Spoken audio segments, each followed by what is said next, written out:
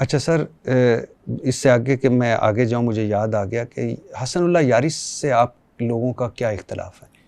حسن اللہ یاری سوری ایک یوٹیوبر ہیں، ایک مناظر ہیں، مناظرے کرتے ہیں وہ اپنے ٹی وی چینل پہ، جو ان کا یوٹیوب چینل ہے. ان سے ہمارا اختلاف موٹا سا یہ ہے کہ وہ نہ صرف سنی شیعہ میں جھگڑا ڈلوا رہے ہیں بلکہ شیعہ میں بھی جھگڑا ڈلوا رہے ہیں. یعنی ان کی کبھی کوئی کلپ آپ دیکھیں گے کہ وہ شیعہ مسائل کو ابھار کر اور شدت اس میں ڈال کر اور زبان اور لہجہ اتنا تند اور ترش اپناتے ہیں جس سے دوریاں ہو جاتی ہیں، جس سے نفرتیں ہو سکتی ہیں، جس سے لڑائیاں ہو سکتی ہیں.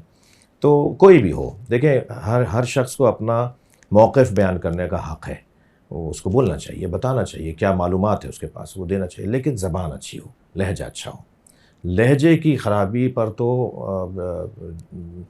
قرآن کہتا ہے اذا خاطبهم الجاہلون قالوا سلاما. جب آپ سے کوئی جاہلانہ انداز سے بات کرے، بے ادبی اور بدتمیزی سے بات کرے تو اس کو سلام کہہ کے گزر جاؤ، اسے بات ہی نہیں کرو.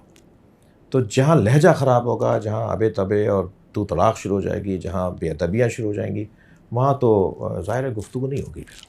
اچھا سر، ایک عرصے تک اللہ کا شکر ہے اب نہیں ہے، اور اللہ نہ کرے آئندہ بھی ہو، شیعہ سنی جھگڑے ہوئے، ہزاروں لوگ اس میں جان سے گئے، بحیثیت پاکستانی، بحیثیت شیعہ عالم. کبھی سوچا ہے کہ اس کا روز قیامت جواب دینا پڑے گا؟ بالکل ایسے ہی ہے. میں تو آپ کی بات میں تائید اور اضافہ کروں گا اور اس بات کو بالا کروں گا کہ سب سے زیادہ تکلیف تو اس مسئلے پر شیعوں نے اٹھائی نا. یعنی ہم نے جنازے سب سے زیادہ اٹھائے. آپ مقدار کے مطابق دیکھیے گا، ریشو نکال کے بات کریں گے تو پھر سب سے زیادہ جنازے ہم نے اٹھائے. مثلا جب اگر ہم اس ملک میں 20 سے 25% ہیں تو 20 سے 25% کے مقدار میں آپ دیکھیں تو انجینئر سب سے زیادہ بے حیثیت مذہب کس کے مارے گئے، ڈاکٹر کس کے مارے گئے، افسران کس کے مارے گئے، مسجدوں میں منبرگاہوں میں دھماکہ کس مسلک کے ہوا. اس کا نقصان تو سب سے زیادہ ہمیں ہوا. لہٰذا جسے اس کا نقصان ہوگا وہ کیسے تائید کرے گا اس کی؟ سب سے زیادہ اتحاد بین المسلمین کی بات تو ایک شیعہ عالم کرتا ہے.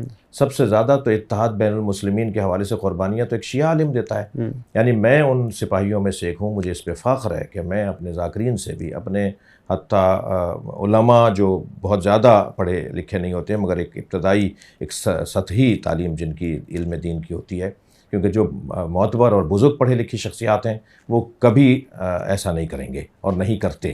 لیکن ایک بڑی تعداد ہے جو غیر ذمہ دارانہ گفتگو کرتی ہے، ایک تعداد ہے جو غیر ذمہ دارانہ گفتگو کرتی ہے. ان سے ہم ملاقاتیں کرتے ہیں، ان سے ملتے ہیں. خدا واسطے یہ نہ بولو، یہ تم نے کیا کہہ دیا، اس کے کہنے سے یہ نقصان ہو جائے گا، ایسے نہیں کہتے.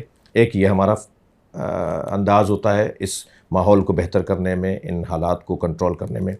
دوسرا انداز یہ ہوتا ہے کہ میں الحمدللہ ان مبلغین میں سے ہوں جو مولانا طارق جمیل کے گھر چل کے جاؤں گا، جو کسی بھی مولانا مفتی تقی عثمانی صاحب کے گھر چل کے جاؤں گا، جاتا ہوں، گیا ہوں. اسی طرح مولانا منیب الرحمن صاحب جب کبھی کسی میٹنگ میں بیٹھیں گے میں اپنی کرسی چھوڑ کے کھڑا ہو جاتا ہوں کہ آپ میرے بڑے ہیں، آپ یہاں بیٹھیں گے میری جگہ.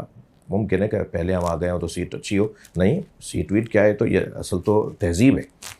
اسی طرح اہل سنت کے پیچھے نماز پڑھنے والوں میں سے ہوں. نہ صرف یہ کہ کوئی اجتماع ہو تو صاحب کیونکہ کیمرے ہیں، اور نہیں، روڈ رستے پہ، سفروں میں، موٹر وے پر، ہائی وے پر کہیں سے گزر رہا ہوں، نماز کا وقت ہو گیا ہے، ہم نے کہا گاڑیاں روکو، وہاں نماز ہو رہی ہے، جماعت ہو رہی ہے، ہم پیچھے کھڑے ہوتے ہیں، ہاتھ کھول کے سجدہ رکھ کے جماعت کے ساتھ نماز پڑھتے ہیں. جو ہم کیونکہ ہاتھ باندھنا ہمارے یہاں علماء ائمہ اہل بیت نے منع کیا تو ہم کھولتے ہیں ہاتھ، لیکن نیت جماعت کی کریں گے، انہی کے پیچھے پڑھیں گے.